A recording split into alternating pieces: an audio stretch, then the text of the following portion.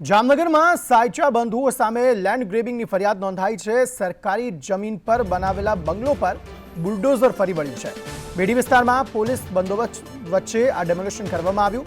અગાઉ પણ સાયચા બંધુઓના ગેરકાયદે દબાણ દૂર કરાયા હતા।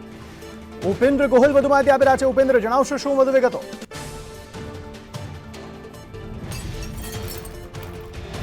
જી ઉપેન્દ્ર, તેના ઉપર જે સાયચા ગેંગ છે તેના દ્વારા લેન્ડ ગ્રેબિંગ કરવામાં આવ્યું હતું અને તેના દ્વારા હાલ અત્યારે પોલીસ દ્વારા ગઈકાલે જે ફરિયાદ નોંધવામાં આવી હતી।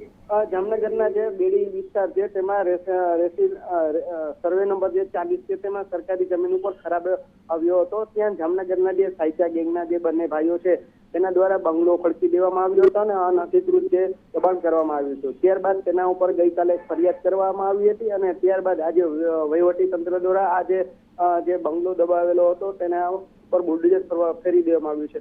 ઉલ્લેખનીય છે કે ગત અઠવાડિયે જામનગરમાં સીએમ આવ્યા હતા અને સીએમએ ની હાજરીમાં ગૃહમંત્રી પણ હતા અને તેના દ્વારા જે ભૂમાફિયાઓ છે કે જે લેન્ડ ગ્રેબિંગ કરતા હોય છે તેના ઉપર એક્શન લેવામાં આવશે તેમ જણાવ્યું હતું। ત્યારબાદ એક જ અઠવાડિયામાં જામનગર શહેરમાં આ જે ગેંગ છે તેના ઉપર ફરીથી એટલે કે કહી શકાય કે અગાઉ પણ તેના દ્વારા જે ખરાબો હતો તે લેન્ડ ગ્રેબિંગ થયું હતું તેના ઉપર પણ બુલડોઝર ફેરવામાં આવ્યું હતું। ત્યારબાદ ફરી એક ફરિયાદ થતા આ ગેંગના જે અનધિકૃત દબાણ હતું તેના ઉપર અનધિકૃત જે દબાણ હતું તેના ઉપર બુલડોઝર ફેરવી દેવામાં આવ્યું છે।